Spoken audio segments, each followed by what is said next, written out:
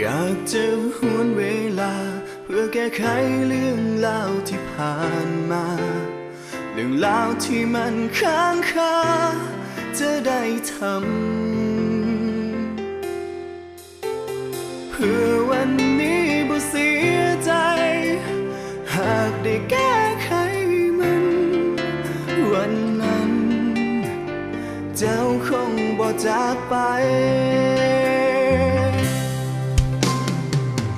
ยิ่งคิดก็ยิ่งเสียดายกว่าจะมาผูกพันถึงใจกายยิ่งเสียเวลาเท่าใดทุ่มไปกับมันแต่เพราะความบ่เข้าใจ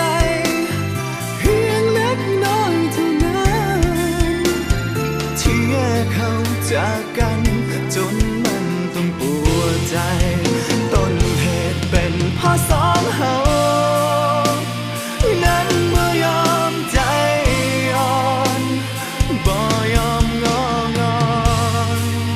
ก็เพราะยิ่งในศักดิ์ศรีต่างคนต่างเอาแต่ใจต่างคิดว่าตัวเองถือและดีคำว่าศักดิ์ศรีคำนี้ที่แยกเขาจากกันจึงอยากจะหวนเวลาเพื่อแก้ไขเรื่องราวที่เป็นไปจะยอมเสียศักดิ์ศรีเพื่อยอมเสียใจจะทิ้งความหลังฝังดินไปให้ฮักอยู่